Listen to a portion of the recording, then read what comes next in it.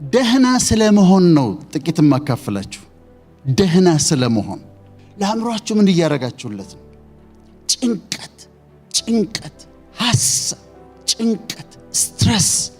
ከሰይጣን ቀጥሎ ጠላታችሁ ስትረስ ነው። ሰውነታችሁን ካልተንከባከባችሁት አመታቶች በተቆጠሩ ቁጥር አጥንታችን እየሳሳ ህመም እየመጣ ብዙ ችግር ውስጥ እንገባለን። ይሄኛውን ሳስተካክለው ይሄን ሳስተካክለው ያኛው ይበላሻል፣ ያኛውን ሳስተካክለው ያኛው ይበላሻል፣ ያኛውን ሳስተካክለው ያኛው ይበላሻል፣ ያኛውን ሳስተካክለው አይሞላም። intentionally every single day በማንበብ ዶክመንተሪ በማየት ሰዎችን በማዳመጥ በእውቀት ደጉ። ደህና ስለመሆን ነው ጥቂት ማካፈላችሁ። ደህና ስለመሆን dimensions of wellness ይባላል። የተለያዩ dimensions of wellness አሉና ደህና ነህ ወይ ስንባልና ደህና ነኝ ስንል ምን ማለታችን ነው? ደህና ነሽ ወይ ሲባል ሲጠየቅና ደህና ነኝ ብለሽ ስትመልሺ ምን ማለት ነው? የመጀመሪያው dimension of wellness የሚባል ነው ፊዚካል ዌልነስ ነው፣ ወይም አካላዊ ደህንነታችን ነው። አካላዊ ደህንነታችን ፊዚካል ዌልነስ የሚባለው አሁን ይሄ ሰውነት አለኝ፣ በዚሁ ሰውነት ነው የምኖረው።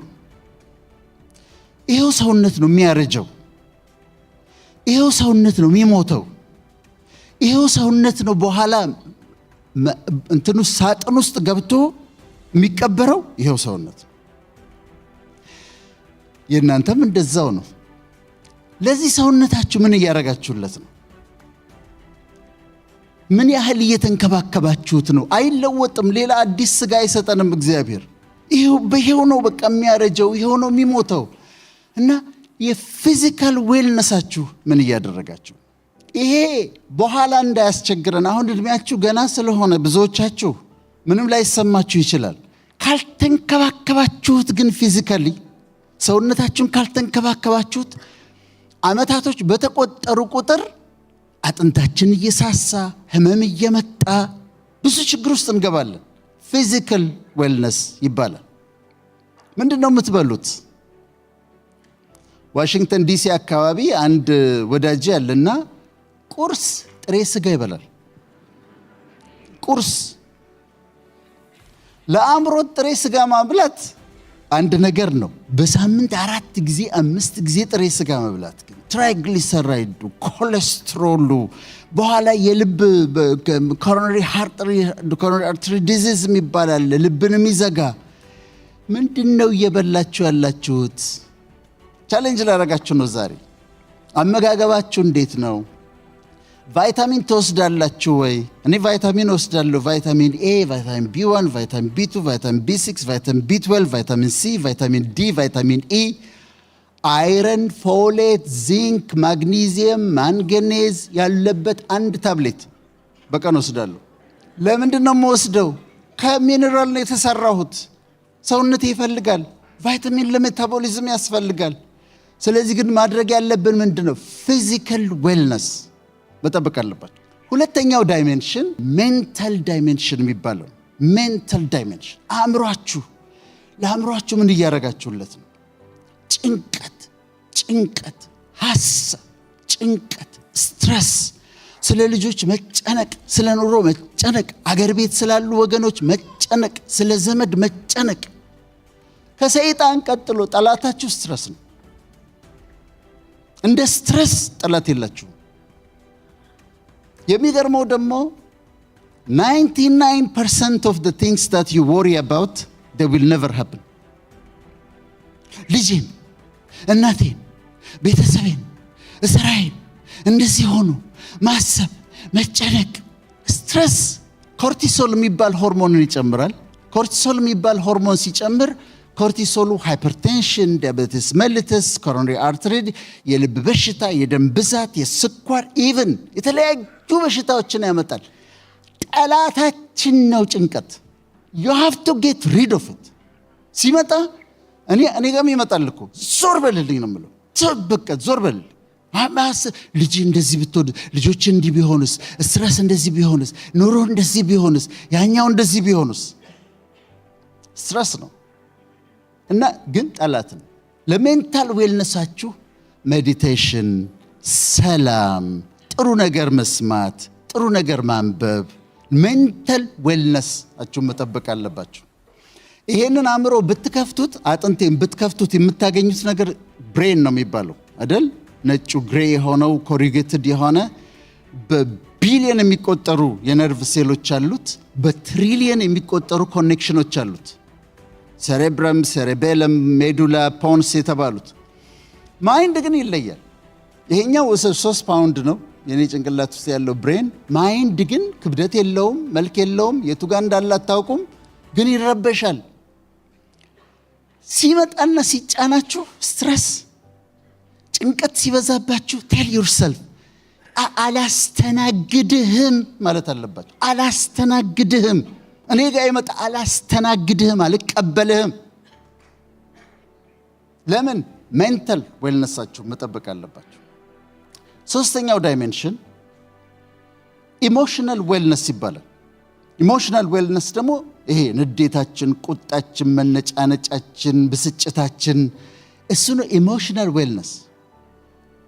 ዲፕሬሽን ይመጣል። እኔ ጋር ዲፕሬሽን ሳላስበው ይመጣና እላይ ላይ ተከምሮ አገኘዋለሁ። ምን ሆኛለሁ? ምንም። ምን የተፈጠረ ነገር አለ? ምንም። መጥቶ ግን ይከመራል እላይ ላይ። እኔ ልንገራችሁ፣ በጣም ደስተኛ ሰው ነኝ። አሁን ግን ደስተኛ የሆንኩት በውሳኔ ነው። እዚህ ዓለም ላይ ፈጣሪ ፐርፌክት ነው። ይሄ የተፈጠረው ነገር ግን ፐርፌክት አይደለም። ይሄኛውን ሳስተካክለው ይሄን ሳስተካክለው ያኛው ይበላሻል። ያኛውን ሳስተካክለው ያኛው ይበላሻል። ያኛውን ሳስተካክለው ያኛው ይበላሻል። ያኛውን ሳስተካክለው አይሞላም። ከዛ አንድ ቀን ቆምኩና ራሴን ዶክተር ብዬ ጠርቼ ነው ከዛሬ ጀምሮ ዶክተር ወዳጄነ መሐረነ ደስተኛ ሰው ነው ብዬ ወሰንኩ። ለማን ብላችሁ ነው የምትደበሩት? ለየትኛው ዕድሜ ብላችሁ ነው የምትደበሩት? ለየትኛው ዓለም ብላችሁ ነው በዲፕሬሽን የምትቀመጡት? ቢ ሃፒ ኢንጆይ ዩር ላይፍ። ዲፕሬሽንን አታስተናግዱ። ዲፕሬሽንን ብቻ አይደለም፣ ምሬትን፣ ብስጭትን፣ ንዴትን፣ ቢተርነስ፣ መራራነት፣ ግራጅስ፣ ቂም መያዝን አያስፈልግም። ከእናንተ ከህይወታችሁ አስወግዱት። መራራነት ሲመጣ አስወግዱት።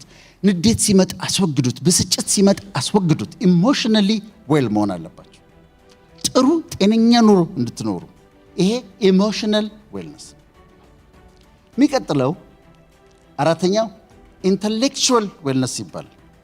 ኢንተሌክቹዋል ዌልነስ ደግሞ በየቀኑ ኤቭሪ ሲንግል ዴይ በእውቀት ማደጋቸውን እርግጠኛ ሁኑ። ትንሽ ነገር አንብቡ፣ ዶክመንታሪ ነገር እዩ፣ በእውቀት ደጉ፣ ጨምሩ፣ ትንሽ እውቀት ጨምሩ፣ ትንሽ እውቀት ጨምሩ፣ ትንሽ እውቀት ጨምሩ እና ኢንተሌክቹዋል ዌልነስ ትንሽ ኢንቴንሽናሊ ኤቭሪ ሲንግል ዴይ በማንበብ ዶክመንታሪ በማየት ሰዎችን በማዳመጥ በእውቀት ደጉ። ይሄ ኢንተሌክቹዋል ዌልነስ ይባላል። አምስተኛው ሶሻል ዌልነስ ነው። ማህበረሰባዊ ደህንነት ነው። ከቤተሰቦቻችሁ ጋር እንዴት ናችሁ? ከእህት ወንድሞቻችሁ ጋር እንዴት ናችሁ? ከዘመዶቻችሁ ጋር እንዴት ናችሁ? እኔ እህቶች አሉኝ። ከእህቶቼ ጋር ያለ መጣላት ፖሊሲ አለኝ።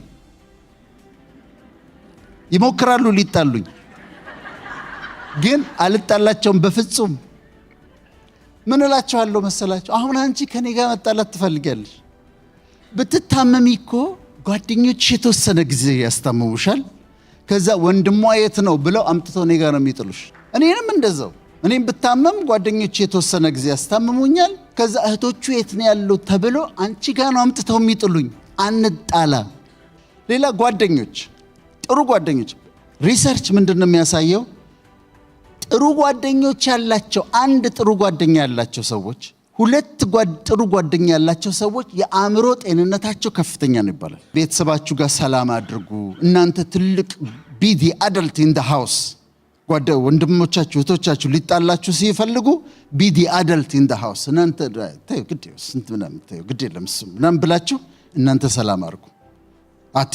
እናንተ ተሸነፉ እና ከእህት ወንድሞቻችሁ ከጓደኞቻችሁ ጋር ሰላም አድርጉ። ይሄ ሶሻል ዳይሜንሽን ኦፍ ዌልነስ ይባላል። ስድስተኛ ኦኪፔሽናል ዌልነስ ይባላል። ስራችሁ እንዴት ነው?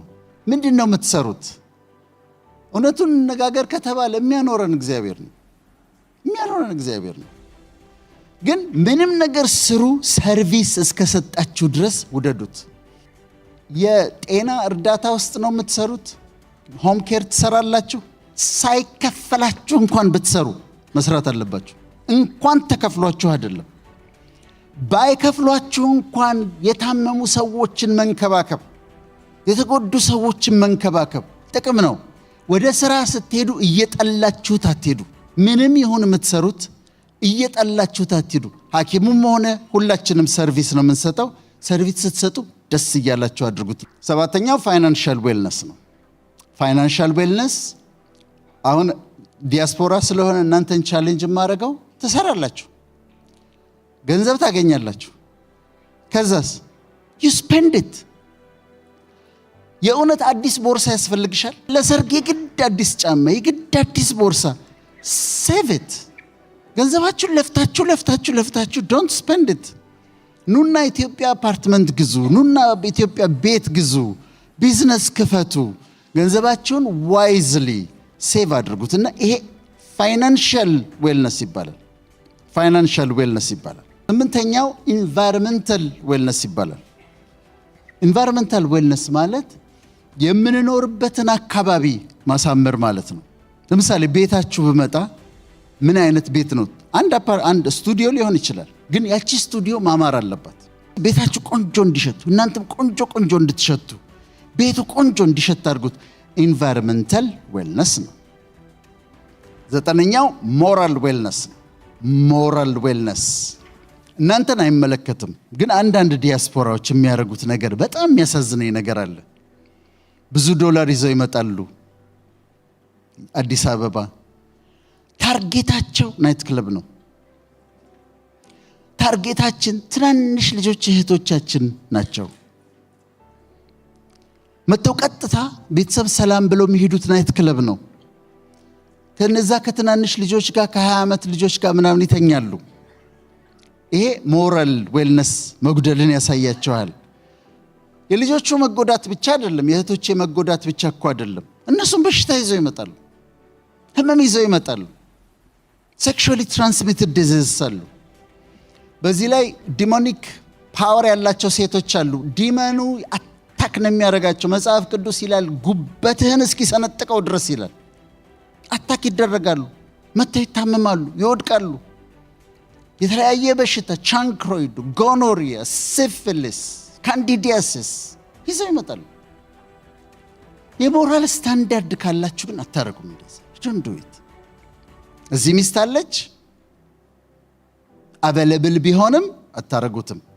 ይሄ ሞራል ዌልነስ ይባላል። ሞራል ስታንዳርድ ይባላል። ይሄ ሞራል ዌልነስ ነው። ይሄም ደግሞ በጣም ያስፈልገናል።